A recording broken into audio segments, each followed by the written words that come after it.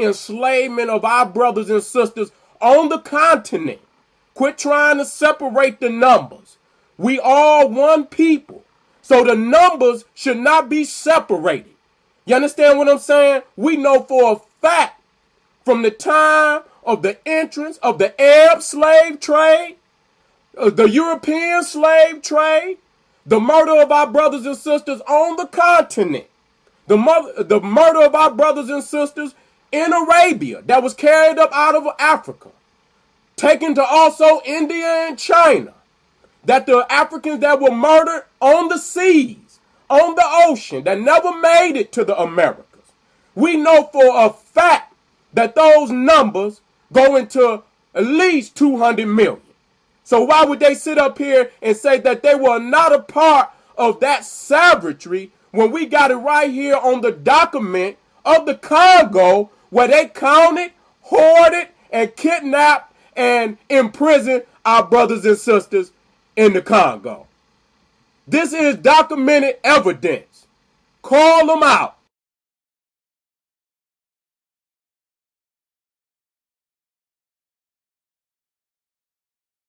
Assad is giving allegiance to his African goddess.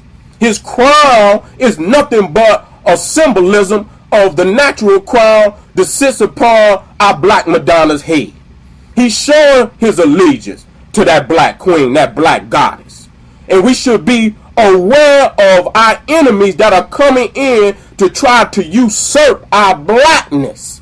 Well, a nigga can't even say that he's black because he has done so much underhandedness working with our enemies that he can't even call himself black. And when we look at the goddess queen T and look at that the revolutionary queen Angela Davis, we see that that natural gene, that African gene has come up in her again. That the same types of African hairstyles, that is our original crown. The woolly, that natural thick woolly hair that sits upon our head, that's our crown. That's our crown. So you see here a pic that comes up out of the first dynasty. And a lot of people try to use the crackers dates to date the first dynasty. It is not 3200 BC. It is 4100 BC. As the Grand Master High Priest of the Osirian Mystery System, Dr. Yosef Ben Yakanan teaches us, 4100 BC. And even then, the Per Imheru, the Book of the Dead, was already in existence before the first Sultan, which is Aha, which the cracker calls Nama, sat on the throne of ancient Tameri or what we call Kemet. Now, what we're looking at here, since Minister Moron wants to come out against me and speak and say that the crown of Lord Kemet, Lord Tameri is a phase, I want you to look at it. Because the only thing that's similar to me is that it's red. If you look to the right, you will see that this crown, which is only worn by a sultan, it is never worn by anybody but a sultan. If you look, you see that the crown comes all the way past the nape of his neck. It's almost on his shoulders. And you see that it hooks up under his ear and up over his ear.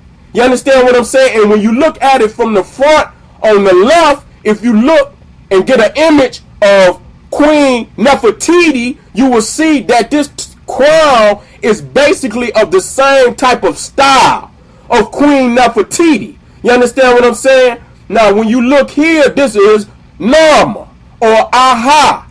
And you see the crown again. You see that it has an apparatus at the back of the crown. You also see that it has a swirl that is on top of the crown. If it is missing any of those parts, it is not the same crown that is upon our sultans of Lord Kemet's headdress.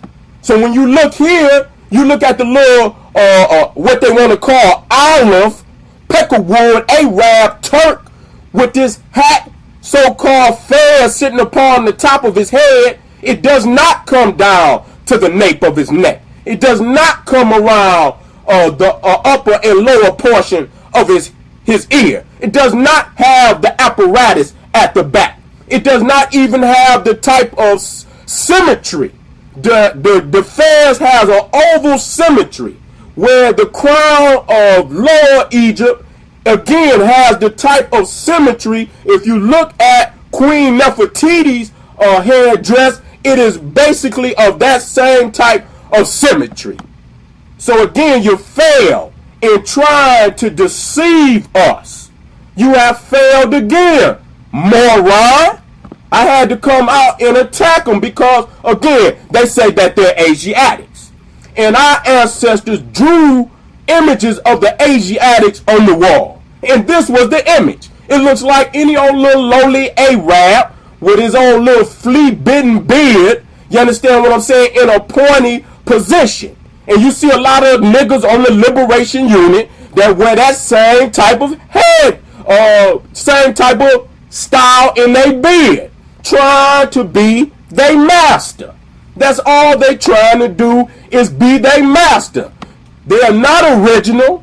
They don't go back and look upon the walls and see the type of headdress that we wear. So now if our kings of Lower Egypt was wearing a fez, then I guess Ptah is wearing a damn kufi. If that's, I mean, this is the madness in trying to reinterpret our history. If they came in and modified and stole, you can't call the original images by what the thief called it, because you give the thief power when you call it that. Ptah is not wearing a damn kufi.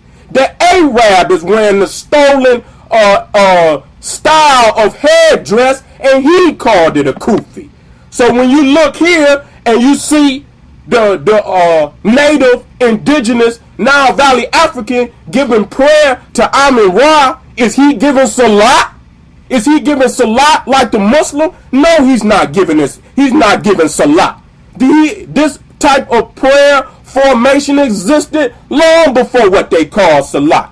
This is what the thief called it. He came in and looked on the walls and stole and modified and didn't tell you where he got it from. You're the originator of that concept. So here we look at our queen, goddess, Aset. Is she giving salat? Is she giving salat? No, she's not giving salat. This is the original prayer formation that our ancestors had in the Nile Valley before the first Arab crawled up out of a cave. They're nothing but another form of a cracker that got a little African blood in them, so they got a little more melanin at this point in time than the average cracker, but he's from the same rotten tree. He's from the same rotten tree. He's nothing but a peckerwood. Now, we look here again. Is Aset giving salat? No, she's not giving salat. It's the little lowly, flea-bitten ass Arab that went in there and looked upon our walls and stole these prayer formations. And if the Fez did come up out of the crown of Lower Egypt, which I've shown you that the whole style of it has no similarities whatsoever. If they did, they're nothing but thieves. They're nothing but thieves where they modify any which way it go. So here again, we're looking at some little flea-bitten Muslims with them long-ass beards. No, they ain't got nothing but lice and fleas in them. Is our native brother of the craft, is he giving salat? No, he's not giving salat. He originated that prayer formation. They're the ones that came in and looked upon the walls and looked at our ancient monuments and stole religion and spirituality that he don't possess right now today with his dehumanizing barbaric ways that he practiced upon our people. Let's look at this. The minarets in front of the mosque. And then look at the two Tekkens in front of our original native temples of the Nile Valley. Is the Nile Valley temple a mosque? No, it's not a mosque. You understand what I'm saying? It's not a mosque. It existed before the mosque. But see, I'm trying to show you the hypocrisy that the Moor have in trying to say that what the crown of Lower Egypt is a fast. They trying to give you the distortions. They trying to give you the plagiarized versions of it. It's not a fast. It never will be a fast. And as long as I'm alive, anytime you come out with that nonsense, I'm going to attack it, and I'm going to attack it like a savage beast. Because you don't deserve to be out here teaching our people shit because you're backward, Minister Moron. You ain't no damn Moor. You're more like a whore because you're pimping our goddamn people no more than the damn preacher. How the hell you gonna come on and put up 4 videos, damn near 40 minutes of video, and don't give the people one goddamn reference? Don't show them one visual documentation. You just like the goddamn preacher. Want to stand up above the people and just spew rhetoric and don't give no goddamn references. Shame on you, Minister Moron, for trying to attack a brother trying to look out for his people. Now you look at the Tekken and you look at the minaret.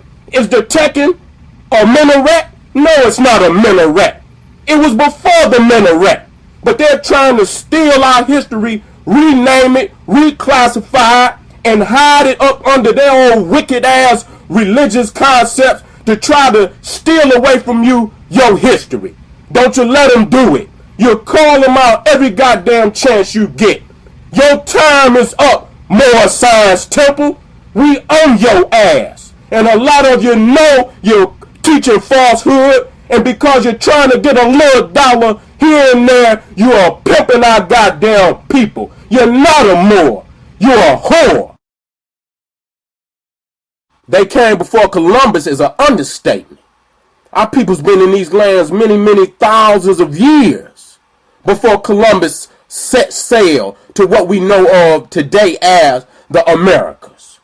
But what we're trying to identify is exactly where these Africans came from and the type of culture that they brought with them when they came here. The Olmecs dominated a region of Mexico today we call Veracruz. When the Mexicans first found a lot of the artifacts and monuments in Mexico, just as this newsletter, just as this document tells us, Yucatan Egypto de America. Yucatan, Egypt in America. This is what they wrote. Why would they say Egypt? Because we know for a fact that the pyramid originated in the Nile. It originated in the Nile and it reached its apex in the Nile. The structures that you see in the Americas are much less in technology than those pyramids in the Nile Valley. When you look at these faces, there is no doubt that they are African. There is no doubt whatsoever. Thick lips and broad noses. All of these statues identify the fact that our peoples was in this land. And a lot of people have covered it up because they have an agenda to teach black people that they have done nothing worthy of what we today call historical achievement. They have cut us off from our history to keep us in a slave mentality. But today we are waking up, we are doing the research, and we are identifying our people and our history on all the continents. When you look at this photo, look at the sister, look at her lips, and look at the Olmec lips, and his nose, and look at her nose. It is almost identical. This woman looked like she could have either been the mother of that Olmec or his sister. Here is another photo of a West African brother, young brother. And if you look in the face, if you look in the lips, and you look in the nose, there is no doubt that that brother and that Olmec is from the same race. Here we are looking at the 7 braids that was found on the back of one of the Olmec heads to show the Africanness in his culture. And looking at the brother to the right with the same type of African braid. How did these Africans get here? A lot of people saying that they're navigators. But here you have Khufu's boat, the New Ark, 2500 BCE. This brother Khufu, who built the largest stone structure ever built on the planet Earth. And we know it for a fact because it's still standing. This boat was found on the outside of the pyramid. Do you understand what I'm saying? And this is not the first boat. This is just a replica of many boats that have been found in the Nile Valley. And there was even an expedition, which they called the Ra expedition, where they floated a Nile Valley boat built out of reeds, floated it from the west coast of Africa to the Americas to prove that it could be done with Egyptian boats. So for all my brothers who claim to be navigators, show me what you was navigating. Because what the Nile Valley Africans navigated can still be found. Now when we come to a lot of the paintings on the wall, what you should be focusing on is the fact that the Mayan and the Aztec priests, they wore the jaguar skin. Where did they get that from? If you go back into the Nile Valley priests wore the leopard skin. So when it got here in the Americas, the origin of the knowledge was the same, but they used animals that was indigenous to the area where they came from. They substituted the African animal with animals that was indigenous to the Americas. You even see Bess, the oldest Nile Valley deity, with the leopard skin, because the leopard truly is indigenous to the south of Africa. And this is why you see the Nubians bring the leopard skins up to the Egyptians and trade it with the Egyptians various minerals and so on and so forth. But a leopard is indigenous to the south of Africa. Now, this is a photo to the left that I took when I was at Tehukan, which is the largest pyramid field in the Americas. Immediately, I looked and I said, that's Bess. You see the feathers that's coming out the top of his head. You see his tongue sticking out. And many of the photos with Bess, you will see that almond shape in his eye. So you have Bess. Not only do you see the pyramids, you see a lot of the Nile Valley deities carved on the stone of them pyramids. Now, a lot of people say the Mayans got a calendar. They ain't got no damn calendar. That's the Egyptian calendar. And if you look very close, you will see that in the middle is Bess. That's Bess with his tongue sticking out, showing you the origin of where this knowledge came from. It is the Egyptian Nubian calendar. Matter of fact, it's actually the Nubian calendar, because the first date, 4236 BCE, that calendar was in existence before the first pharaoh, Narmer, at 3200 BCE, sat on the throne. So when you look in the middle of this so-called Mayan calendar, Olmec calendar, which is nothing but the Nubian Egyptian calendar, it is the first and oldest god of the Nile Valley. It is Bess, sitting right there in the middle of the stone. Now, another painting that identified the origin of the Olmec and how they passed that knowledge down to the Aztec, Incan, and Mayan was the smiting of the enemy, where the king grabs his enemy by the hair and prepares to take off his head. And you see this here to the left with the Mayan king mimicking the Nile Valley, the Egyptian Nubian king right here, Ramesses II. This is a fact that cannot be disputed.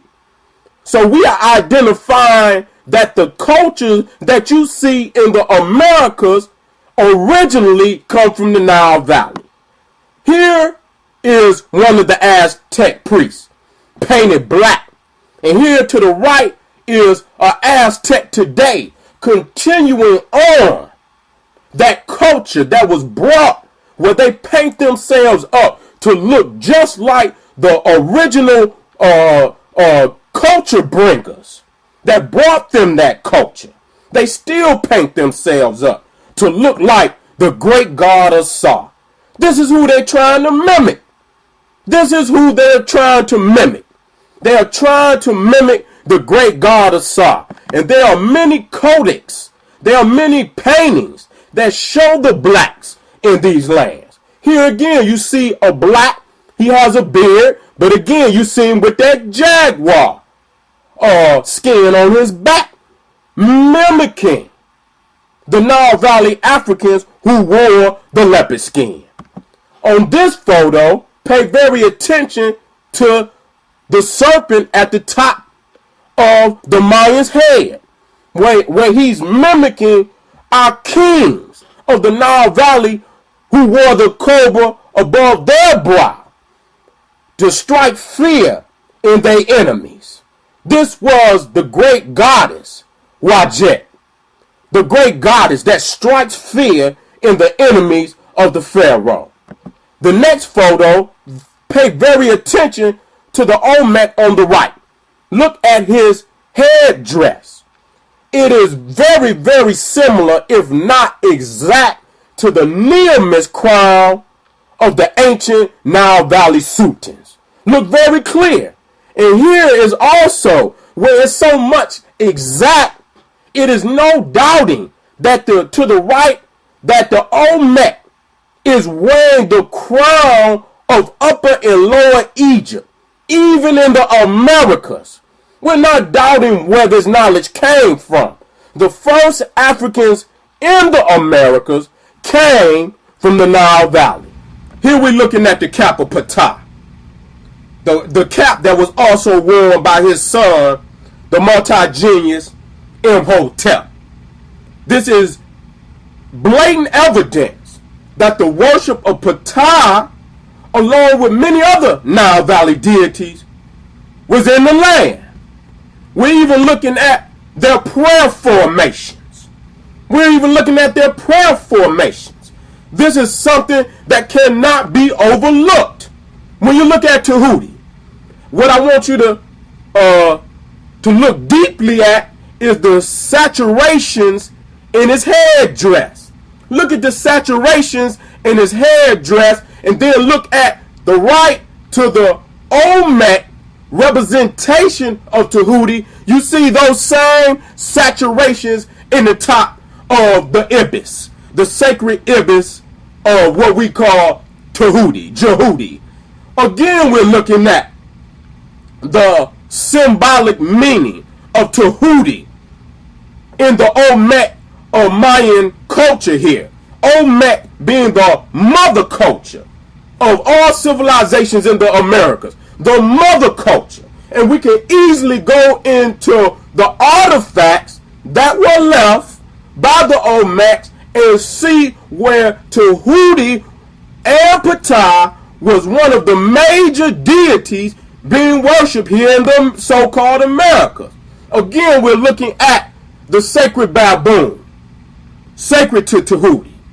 We're looking at the ibis, and again, the sacred baboon of Tahuti, proving without any doubt that his great wisdom as the deity of all sacred wisdom in the Nile Valley had come to the Americas and was one of the front deities in the craft system right here on these shores and in these lands that we call the Americas. Now on the right is an Aztec priest. What you see on the top of his headdress, a falcon. The worship of Heru. All of these deities, you got to understand that all of these deities from the Nile Valley had come to the Americas. And one way or form, shape, or another, that all the Nile Valley deities were being worshipped in the Americas. This is not a coincidence. You find pyramids. You find the same deities on the wall. You find the same animals intertwined in their religiosity. This is no coincidence. Quetzalcoatl, the flying serpent. We also see that originated in the Nile Valley. We also see that the flying serpent originated in the Nile Valley. Looking at this creation photo of Shu holding up heaven, and the goddess Nut represented as heaven. If you look to the top, the left and the right, you will see the two winged serpents, which the Olmec brought to the Americas, in which they call Quetzalcoatl. Now on this vid, look at the dead center of the Incan headdress, and you will see the eye of Ra, the eye of Heru in the middle of his headdress. All these individuals out here saying that the Moors brought the knowledge here, that the Washita brought the knowledge here. The Nile Valley Africans were the first Africans to bring what you call high culture. I'm not talking about no mound. I'm not the mound builder. I'm the pyramid builder. When you was over there playing with mud, we was cutting stone. Quit playing with mud and learn to cut stone. That's where masonry come from. That is why the pyramids are still standing and your mound is melted down. It's nothing but dirt. We're talking about cutting stone. So when you come to the pyramid fields of the world, the one on the left is in China. The one next to that is the pyramid field of Giza. The one next to that, Teotihuacan. And the star system of Orion is the far left, showing that they were all aligned with Orion's belt.